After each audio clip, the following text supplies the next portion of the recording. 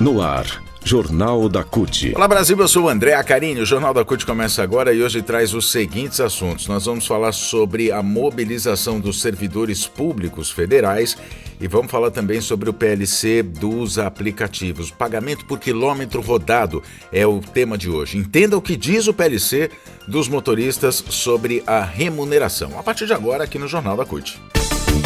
Rádio CUT. Aqui a classe trabalhadora tem voz. O Jornal da CUT começa então com o posicionamento em relação à luta dos servidores em todo o país. Diz a nota da CUT oficial o seguinte, aspas, a Central Única dos Trabalhadores solidariza-se com os servidores e servidoras federais em sua justa luta por melhores condições de trabalho e valorização profissional. Mesmo considerando o esforço governamental de estabelecer uma política de correção e recuperação das perdas dos governos passados e de buscar alternativas frente aos seus limites orçamentários, a proposta inicial de concessão de reajuste zero em 2024 justifica a greve. A CUT solicita ao governo federal que retome o diálogo com as entidades dos servidores e construa uma saída para o atual impasse, buscando soluções que atendam minimamente às necessidades dos servidores e das servidoras. A CUT reafirma que, para reconstruir o Brasil, é preciso valorizar a educação e o conjunto dos servidores públicos, pois, sem isso, a classe trabalhadora não conseguirá superar os desafios tecnológicos e a qualificação exigida no mercado de trabalho. A greve dos servidores federais é um alerta para toda a sociedade sobre a urgência de defendermos o serviço público como um patrimônio do povo brasileiro.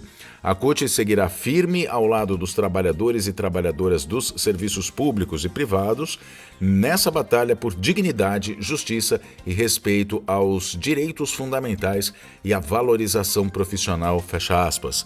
Assina a nota a Direção Executiva Nacional da CUT. Portanto, a CUT solicita ao governo federal que retome o diálogo com as entidades de servidores para construir uma saída para esse impasse, para que haja soluções que possam atender de forma essencial as necessidades dos servidores públicos e das servidoras públicas de todo o país. Direitos. O Jornal da CUT agora fala sobre o PLC dos motoristas, pagamento por quilômetro rodado. Vamos entender o que diz o PLC sobre esse tema. É um dos pontos de embate nas discussões sobre o projeto de lei complementar, que tem o número de 12 de 2024, que é o PLC dos motoristas. Esse impasse é sobre como vai ser a remuneração se o projeto for aprovado. Bom, vale dizer que as fake news que correm soltas em grupos de desinformação vêm alardeando que o projeto vai fazer os motoristas ganharem por hora e não por quilômetro rodado. Eles dizem não queremos, né? Mas ao contrário do que dizem essas fake news e apesar de trazer no seu texto a remuneração por hora, o PLC na verdade não altera as condições atuais de pagamento aos profissionais e às profissionais que trabalham pelas plataformas de transporte privado de passageiros. Isso precisa ficar bem claro. As regras continuam as mesmas. E aí a gente vai explicar, né? Bom, atualmente não tem uma taxa fixa de quanto a plataforma paga por quilômetro rodado. Elas cobram um percentual sobre o valor da corrida que pode chegar até 60% a depender do tempo de viagem. No entanto, quanto maior é o trajeto, maior é a taxa. A Karina Trindade, que é presidenta do Sindicato dos Motoristas Particulares por Aplicativos do Rio Grande do Sul, Sintrapli. Karina, que a gente sempre diz aqui, foi uma pessoa que participou, teve atuação importante, determinante, na verdade, na elaboração desse projeto de lei que foi elaborado, vale lembrar também, de forma tripartite, representantes dos trabalhadores, representantes das plataformas e também o governo federal, todo mundo aí chegou a um consenso para esse PLC garantir um mínimo de direitos para os trabalhadores, mas ele vem sendo muito atacado, né, por mentiras, por desinformação, e é isso que a gente está fazendo aqui, é desconstruir essas mentiras. Mas a gente vai fazer o seguinte, a gente vai ouvir a Karina sobre o que diz o PLC a respeito da remuneração, que, repito, não é por hora, né? A gente só vai explicar aqui antes da Karina falar rapidamente, só para poder pincelar, é que esse cálculo por hora, na verdade, ele foi determinado no projeto para que se possa fazer o cálculo da previdência e o cálculo da remuneração. Não tem como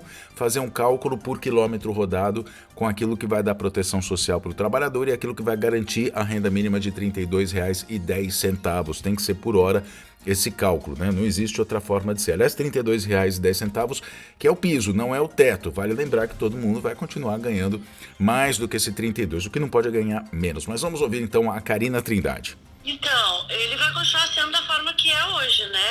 As plataformas elas vão continuar da mesma maneira. O pagamento por hora foi realmente para a gente poder conseguir fazer esse cálculo da Previdência, né? E também que a gente vai incluir no imposto de renda, que vai ser sobre os 25% também. Então não vai mudar a forma como o trabalhador vai receber hoje essa chamada. Mas, baseado nisso, a gente já está propondo uma emenda, né? Não está no PL, mas está propondo uma emenda de que a precificação, que é aquilo que eles cobram para o passageiro e repassam para o motorista, não deixe de ser por cair mais tempo. Mas uma coisa garantir o ganho mínimo para o trabalhador, né? Que é por hora trabalhada, e outra coisa é o que ele recebe da plataforma, que é aquele valor que a plataforma não vai mudar a forma de trabalho. Ela não vai mudar. Ela vai continuar fazendo, assim como o InDrive. O InDrive, ele é, como é que eu vou dizer, ele é são corridas negociadas. Ele não vai mudar a forma dele. Ele vai ter que adaptar aos 32, que não pode ser menos de 32 horas do motorista. Bom, vale lembrar também que vão ser incluídas, na verdade, no PLC que está tramitando na Câmara dos Deputados e cuja votação está prevista para o dia 12 de junho. Entre elas está a adição de um texto no artigo 9º do PLC que trata justamente desse tema que a gente está falando. Diz o seguinte, uma das emendas: acrescente-se ao artigo 9º a previsão de que a remuneração por corrida é calculada considerando o valor base, distância percorrida em quilômetros e tempo de duração da corrida em minutos, cujos valores deverão obrigatoriamente ser estabelecidos em acordo coletivo da categoria com as plataformas, acrescentados ao dispositivo 8º, com a seguinte redação.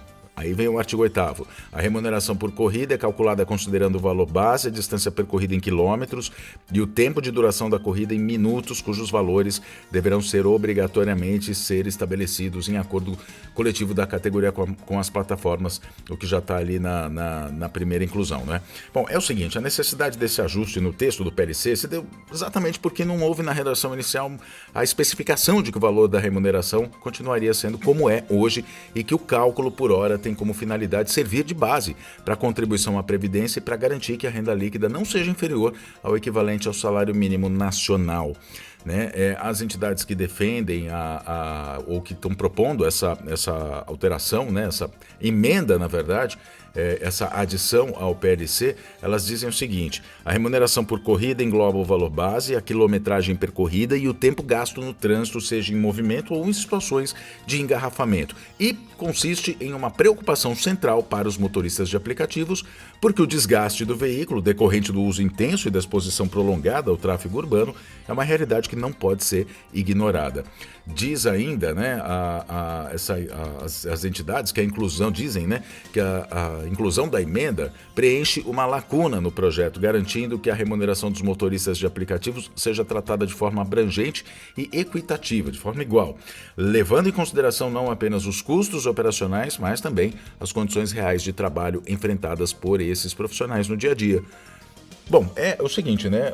O PLC ele já está disponível para leitura, enfim, no próprio portal da CUT você tem o PLC que você pode ler, entender como é que ele funciona, o que ele traz de avanços na questão de garantia de direitos para esse setor que passa a ser categoria se o PLC for aprovado. Então, o importante é ler e saber também que durante esse período de tramitação, emendas estão sendo adicionadas a esse PLC para justamente melhorá-lo. O Jornal da CUT fica por aqui, muito obrigado pela sua companhia, nós nos falamos na próxima edição, até lá!